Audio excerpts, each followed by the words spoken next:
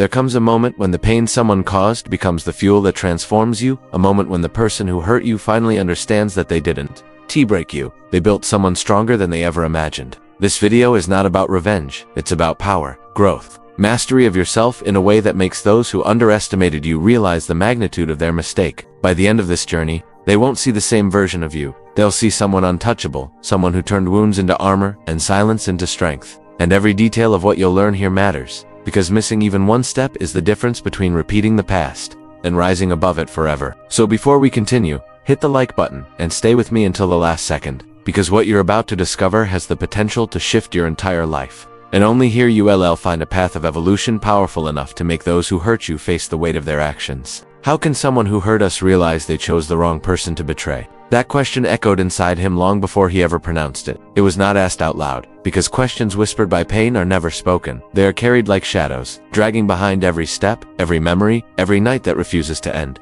And yet, this single question shaped the world of one man more than betrayal itself. For the pain did not come from the act of being wounded, but from the terrifying possibility that the wound meant nothing to the one who caused it. His name was irrelevant because his struggle was the struggle of all of us. What mattered was the night everything broke. It was not dramatic, not loud, not theatrical. Destruction rarely is. It came silently, through words spoken casually by someone he once trusted more than himself. Words that turned affection into humiliation, loyalty into mockery. Some betrayals are not a stab, they are a quiet withdrawal, leaving you to bleed alone.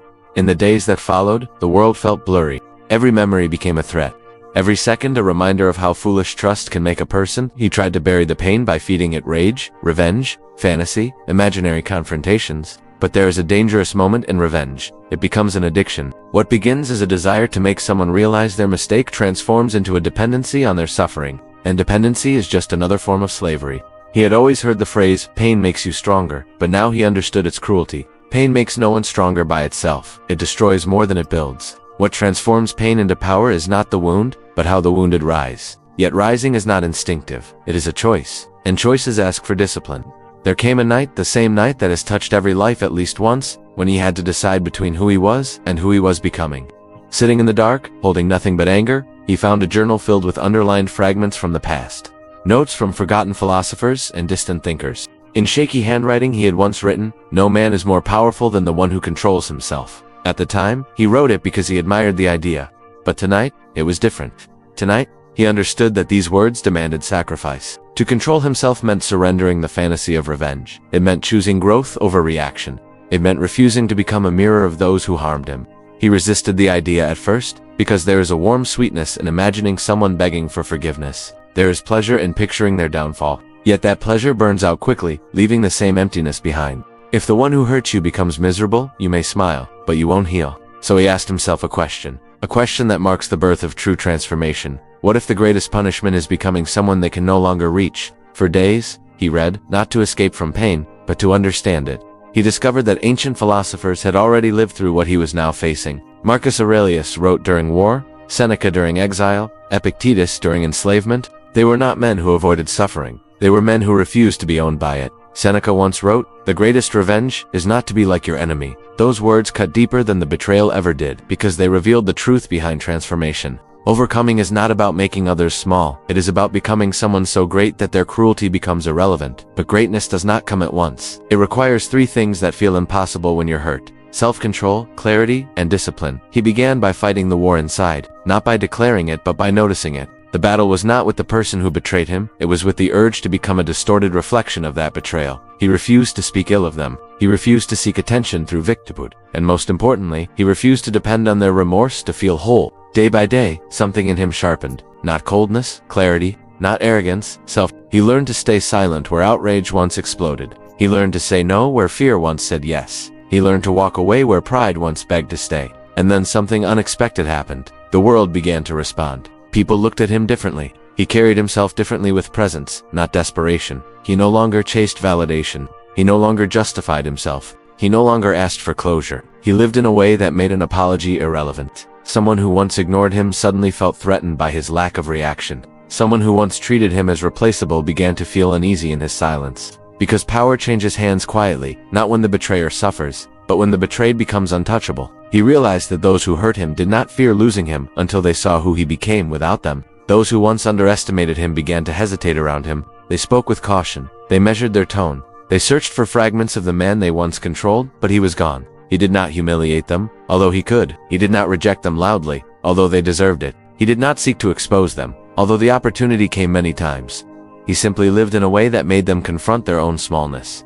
And that was the moment, the precise moment when the original question returned. How can someone who hurt us realize they chose the wrong person to betray?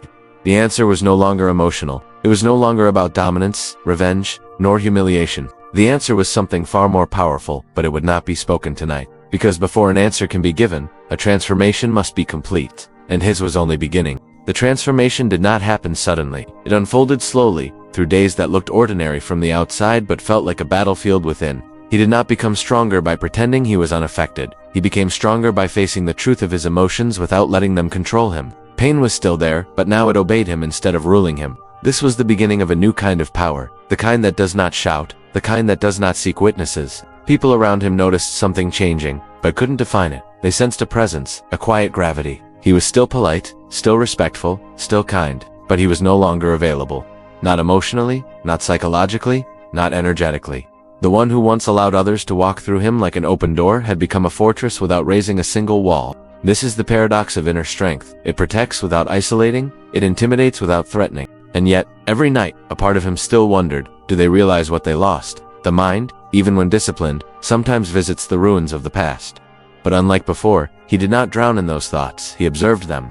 Emotional mastery, he had learned, does not come from suppressing feelings, but from understanding them so deeply that they lose the ability to command our behavior. Epictetus wrote, "No person is free until they master themselves." He chose to live that sentence. Every urge to prove something became a lesson. Every temptation to show superiority became a test. Every memory of betrayal became a chance to respond with dignity. When he looked in the mirror, he no longer saw someone broken. He saw someone forged by suffering, not destroyed by it. He knew that if he ever succumbed to petty revenge, his new identity would collapse. So he guarded it with discipline greater than anger. Meanwhile, life offered him opportunities to fall, the exact kind that break even the strongest. A mutual friend mentioned the person who betrayed him, trying to provoke a reaction. He simply listened and nodded. Inside, his heart tightened, but not enough to control him. Silence became his shield, patience his sword. Then it happened. The first sign that the balance of power had shifted. The one who once wounded him reached out casually, carelessly, the way someone does when they assume they still have access to you. A short message, an invitation to talk, the kind of message that once would have reordered his universe. But now, it was irrelevant. Not ignored. Irrelevant. And that terrified them. Because when someone loses control over you, they panic, not because they miss you, but because they lost the version of you that served them. He answered with kindness, nothing more. No coldness, no longing, no bitterness. Kindness is the most unsettling reaction to those who expect emotional chaos.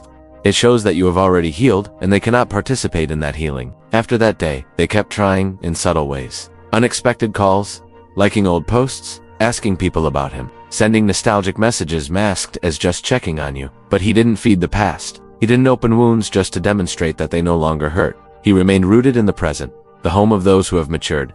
Seneca once wrote, "To be calm is the greatest achievement of strength." He lived this truth. Calmness became his superiority, not a superiority over others, but over his former self. Even so, the world tested him again because growth is never allowed to go unchallenged. There came a day when he ran unexpectedly into the person who once shattered him.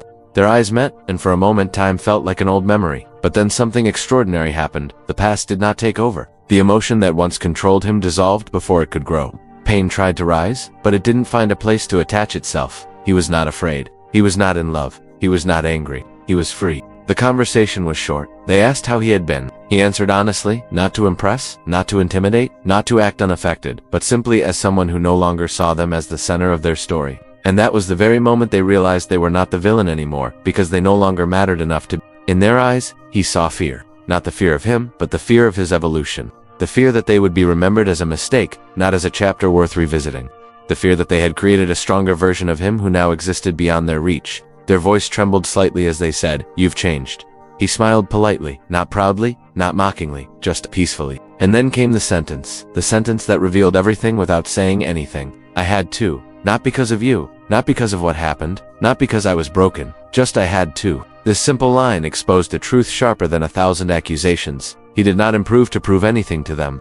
He improved because staying the same would have been a prison. His growth was not about them, it was about him. And that is what hurt them most, realizing that their betrayal was a catalyst, not a wound that lasted. He walked away first, not to show power, but because he no longer needed closure. Freedom is not the absence of pain, it is the absence of ownership. Others began to ask him how he changed. They wanted the method, the secret, the step-by-step formula. But transformation is not a technique, it is a decision held with discipline through countless moments of weakness. It is waking up every day and choosing self-respect over self-pity, growth over nostalgia, action over rumination. He learned to become the fire that doesn't burn, the fire that illuminates without destroying, that warms without consuming, that cannot be extinguished because it is not fed by ego. His transformation wasn't about becoming untouchable, it was about becoming unreachable by things that once controlled him. And yet, one question remained, the question that began everything. How can someone who hurt us realize they chose the wrong person to betray? He now sensed the answer, but the world wasn't ready to hear it. Not yet. Because the final answer cannot be spoken while there is still bitterness, or longing, or a desire to be seen. The answer can only be reached when the transformation is fully complete, when the past no longer has weight, and the future is not built on revenge, but on the courage to become everything we were meant to be without them. He was close, closer than ever, but the final revelation was still ahead. The days after that unexpected encounter were strangely calm, not because the past had vanished, but because it no longer demanded attention. Healing is not the absence of memory, it is the ability to remember without bleeding. And for the first time since the betrayal, he felt no instinct to replay old conversations, no urge to rewrite history in his head. The past became merely what it was. Past, yet something else began to occur, something invisible and inevitable. While he no longer thought of the person who hurt him, they could not stop thinking about him. Silence carries power when it is not a weapon, but a reflection of independence. Their messages grew longer, their excuses became disguised apologies. They spoke of nostalgia, of good moments, of what could have been. They tried to weave memory into desire, regret into closeness, guilt into forgiveness, but he no longer lived in the emotional architecture where their words once had power. His answers remained respectful, short, and uninvested. He did not punish them because punishment requires emotional involvement, and he had none left to offer. What he didn't know was that this haunted them more than any revenge ever could. One night, while sitting in quiet contemplation, he recalled a line he had once underlined in thick black ink. He who angers you conquers you, Marcus Aurelius. It became clear, the true loss for the one who did harm is not being hated, it is losing the ability to influence. When the betrayer no longer controls the emotions of the betrayed, the power dynamic collapses. The former becomes ordinary, the latter becomes unshakable. He did not intend to teach them a lesson, but life did it for him. As he focused on his own improvement, his world expanded. New opportunities arrived. People began to respect him instinctively, not because of what he said, but because of what he didn't need to say. The more he grew, the more their insecurity deepened. They watched from afar as he built a life that had no place for them, and in that distance, they saw the reflection of their mistake wordlessly, slowly, painfully. One evening, a mutual acquaintance revealed that the person who once shattered him now spoke of him constantly. They claimed to miss the old him, the one who forgave quickly, trusted blindly, tolerated silently, but the old him no longer existed, and even if he did, he would no longer allow himself to be small in order to be loved. That night, he understood something frightening. People don't regret losing you. They regret losing the version of you that allowed them to stay weak. Their regret grew not because he punished them, but because he outgrew them. Seneca wrote, "The man who has truly risen does not need to take others down with him." Those words now had meaning. True evolution is not petty. It is not theatrical. It does not announce itself. It is not about proving anyone wrong. It is about becoming the version of yourself you should have been before they broke you. And yet, fate offered him one final test. After weeks of silence, the person who betrayed him appeared again, this time with honesty so raw it nearly cut through his composure. They admitted fear, regret, shame. They said they were haunted by the thought that they had destroyed something irreplaceable. Their voice, once confident, now trembled at the edges. They called him the one that got away, but he could see the truth. They had become a prisoner of the past, just as he once had. He listened quietly, not because he wanted to hear, but because he no longer needed to run from the sound. They told him they couldn't stop thinking about him, that watching him grow without them was unbearable, that they wanted to be part of his life again, in any way possible. And for the first time, he did not feel anger, satisfaction, or desire, only clarity. He realized something most people never understand. The moment the one who hurt you realizes they chose the wrong person to betray is not when you hurt them back. It is when you become someone they cannot reach. He was not cruel. He did not humiliate them. He did not remind them of what they did. He simply said the truth, the kind of truth spoken only by those who have healed. I don't carry resentment. I'm not angry. But going back would mean becoming someone I no longer am. There was no victory in his voice. Victory belongs to battles. And this was no longer a battle. The person who once controlled him now stood powerless, destroyed not by his revenge, but by his peace. Their eyes filled with the quiet panic of someone who finally understands the cost of their choices. He saw them break the way he once broke, and in that moment, he faced the most difficult choice of all. Would he respond with cruelty or compassion? The world teaches us to seek revenge, but the wisdom of the ancients teaches something else. Epictetus once said, "When another does wrong, the greatest punishment you can give them is to be unlike them." He chose compassion not for them, but for himself, because hatred chains you to the past just as tightly as love does. He looked at them, not with bitterness, not with longing, but with the understanding of someone who has survived himself. "You taught me a lesson," he said, gently. "Not the one you wanted to teach, but the one I needed." They asked him if he ever thought about what they could have been. He answered, "I don't think about what could have been. I think about who I am becoming." With that, the conversation ended, not abruptly, but decisively. He walked away, not because he was done with them, but because he was done with the version of himself who needed them. They watched him disappear into the night, and for the first time, they understood what real loss is. Real loss is not losing someone you love. Real loss is realizing they became someone their life needed, and that life does not include you. And while walking away, he felt a stillness inside. Not pride, not sacrifice, not nostalgia, but peace. He did not become untouchable. He became whole. But the story is not finished yet, because the question that opened everything still waits in the shadows. How can someone who hurt us realize they chose the wrong person to betray? The answer is close, no longer hidden in theory or memory, but waiting on the horizon of a final realization. To reach it, there is one last chapter. Weeks turned into months, and life continued to unfold without turbulence, without obsession, without the gravity of old wounds. But transformation is never a single moment. It is a sequence of choices repeated long enough to become identity. He had not only healed, he had evolved. The world around him reflected it. Decisions became clearer. Boundaries became natural. Opportunities seemed to find him rather than the opposite. And the most important shift of all, he no longer measured his worth through the eyes of others. Yet something curious began to happen around him, a shift in the behavior of people who once underestimated him, not just the one who betrayed him. Former doubters became strangely careful with their words. People who never paid attention now sought his validation. Old rivals treated him with respect they never offered before. It wasn't his strength that intimidated them, it was his serenity. There is a power more frightening than anger, more dominant than force, more striking than pride. It is the power of someone who no longer needs anything from you. When a person becomes self-sufficient emotionally, psychologically, and spiritually, the world reacts, because the world is built on a currency of need, and those who do not need cannot be controlled. One evening, during a casual gathering, someone asked him, half joking, half curious, how he became the way he was. They said, "You're different now. It's like nothing shakes you. What's your secret?" Others at the table turned to listen, expecting something dramatic, something painful, something tied to a name or event. But he didn't tell the story of betrayal. Evolution never needs to expose its catalyst. He simply replied, "I stopped trying to control the things outside of me, and started mastering the things inside of me." The room fell silent. Some understood, most pretended to. Growth is often invisible to those who haven't yet begun their own. Later that night, while walking home alone, he remembered a sentence he once memorized but never truly understood until now. It is not the chains on the hands that imprison a man, but the chains on the mind. Self-mastery was not about closing his heart to avoid pain. It was about opening it wide enough that pain could no longer drown him. Courage wasn't the absence of fear. It was the decision to walk forward even when fear whispered. Wisdom wasn't detachment from the world. It was participation in it without drowning in it. He did not become cold. He became deliberate. He did not stop loving people. He stopped abandoning himself. But destiny, as it always does, had one final lesson waiting. Because true strength cannot exist untested. The person who once broke him returned once again, but this time, not searching for validation, attention, or control. They came searching for forgiveness, not to escape guilt, but because they wanted to understand how to become like him, calm, grounded, solid. The transformation they once triggered was now something they wanted for themselves. They didn't speak of getting back together. They didn't speak of the past in detail. They simply said, "I don't want you back. I just want to understand how you became so strong. I don't understand how you weren't destroyed by what I did."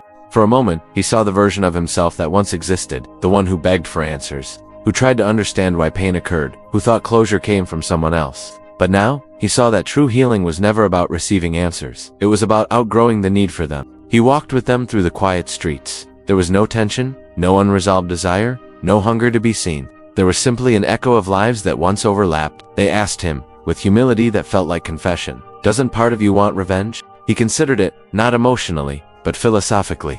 Revenge is a fascinating temptation because it tricks us into believing that hurting the other person will fix something inside us. But as Marcus Aurelius once wrote, the best revenge is to be unlike the one who caused the injury. So he answered truthfully, "I don't need revenge. I didn't become better to punish you. I became better because I refused to stay broken. Their eyes filled with tears, not because of his cruelty, but because of his absence of it. For the first time, they understood the real magnitude of their loss. They did not lose a partner. They lost access to a world they never learned how to build for themselves. The greatest pain is not regret. It is witnessing what you could have been, standing in front of you, living without you. Then came the final question, the question that began everything, the question that had echoed through the entire story without an answer. How can someone who hurt us realize they chose the wrong person to betray? He stood quietly for a moment. The moonlight reflected on his face, not with drama, but with a calmness that can only be earned through suffering that has been conquered rather than avoided. He didn't rush his response, not because he wanted to create suspense, but because the answer deserved silence before words. And then he spoke, not as a wounded man, not as a vengeful survivor, not as someone performing strength, but as a person who had finally become whole. When someone hurts you, they don't realize who you are. They only realize who you are when their version of you no longer exists. They realize they chose the wrong person to betray the very moment you become the person you were always meant to be. And that version of you has no place for them. No anger, no hatred, no triumph, just truth. He turned to walk away, not because he needed distance or protection, but because the story was finished. They reached for his arm, desperate for something, an explanation, a promise, a fragment of the old dynamic, but he stopped them gently. What you're looking for isn't me, he said softly. It's the person I used to be, and he no longer lives here. That night, they broke not violently, not dramatically, but quietly. Quiet heartbreak is the deepest of all, because it is not caused by rejection, but by recognition. They didn't lose him in that moment. They had lost him the moment they chose to break him, and he rose instead. He walked forward, breathing deeply, not with triumph, but with liberation. His life stretched out before him, unburdened, unafraid, undivided. And that is when the final realization reached him. The one that stitched the beginning of the story to the end. The real goal was never to make them regret losing him. The real goal was to build a life so authentic, powerful, and full that their regret became irrelevant. They realized they hurt the wrong person, but he no longer needed them to realize it. Their punishment was regret. His reward was freedom. He did not win over them. He won over himself, and it was enough.